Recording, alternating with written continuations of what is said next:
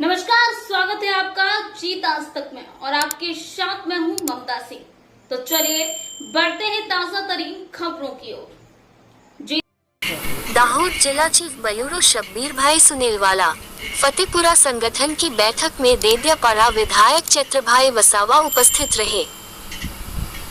फतेहपुरा आम आदमी पार्टी संगठन की बैठक हुई। फतेहपुरा आम आदमी संगठन की एक बैठक फतेहपुरा तालुका के मुख्यालय कलाल समाजनी वाड़ी में आयोजित की गई, जिसमें विधायक चैत्रभाई वसावा और दाहोद जिला और फतेहपुरा तालुका के आम आदमी पार्टी के पदाधिकारी जयेश भाई संगा, नरेश भाई बारिया, राकेश भाई बारिया, डॉक्टर जिग्नेशाबेन पारगी, अल्केश भाई कटारा, धनजी भाई बामनिया सहित बड़ी संख्या में कार्यकर्ता मौजूद थे। संगठन की मीटिंग में फतेहपुरा तालुका पंचायत में हो रहे भ्रष्टाचार और भाजपा पर जमकर बरसे।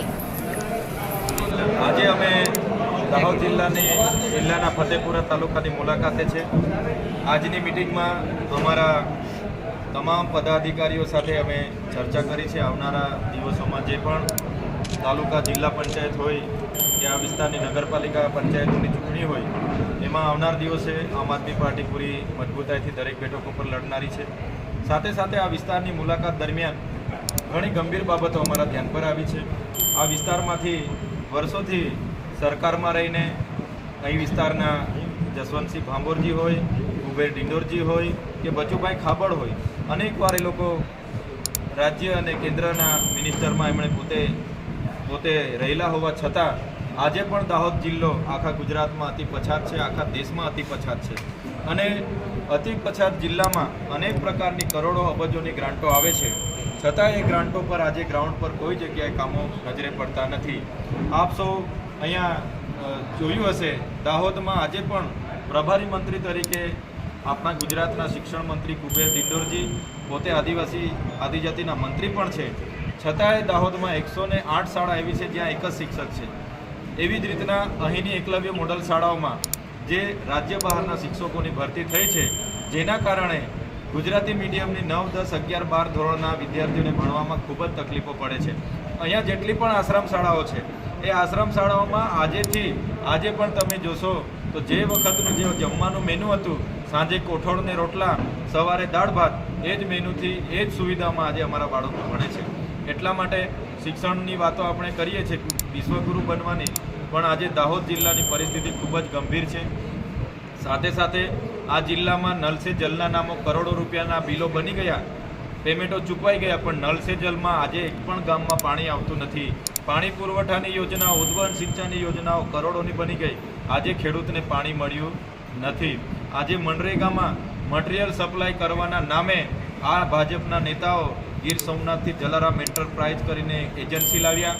એક પણ પંચાયતમાં એજન્સીએ મટીરિયલ નાખ્યા વગર 600 કરોડનું દાહોદ જિલ્લાના ચૂકવણા ગયા વખતે થઈ ગયા। આદિ આદર્શ ગ્રામમાં અહીંયા 100 કરોડનું ગ્રાન્ટ આવી ચાલુ વર્ષે, એ 100 કરોડમાં એક પણ પંચાયત પર આયોજન લેવામાં નથી આવ્યું। બારોબાર એજન્સી અધિકારીઓ અને નેતાઓ દ્વારા આયોજન કરીને એનો હવાલો કરી દેવામાં આવ્યો છે। એવી રીતના વન વિભાગમાં જે બજેટ આવ્યું એમાં અહીંના અધિકારીઓ પર દબાણ ઊભું કરવામાં આવ્યું।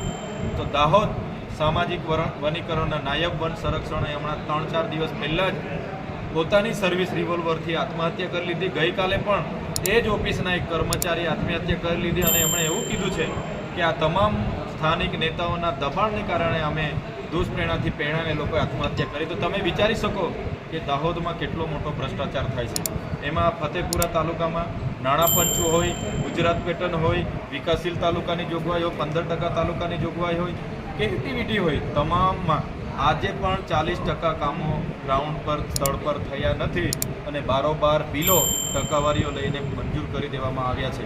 ત્યારે અમારા તમામ પદાધિકારીઓને અમે હાકલ કરી છે, આવનાર દિવસોમાં તમામ માહિતીઓ બહાર લાવીશું અમે અને એ માહિતીઓને લોકો સમક્ષ ઉજાગર કરીશું અને જે પણ લોકો, જે પણ અધિકારી, નેતાઓ અને જે પણ એજન્સી જવાબદાર હોય એના પર કાયદેસરની કાર્યવાહી કરવામાં આવશે, અમે કરાવીશું।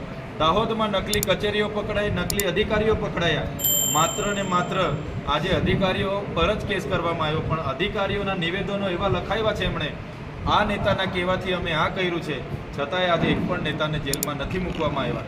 એ ઉજાગર કરવાનું પણ કામ આવનારા દિવસોમાં આમ આદમી પાર્ટી કરશે।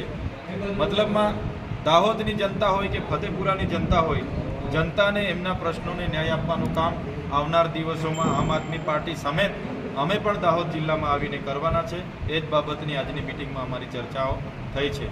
ધન્યવાદ।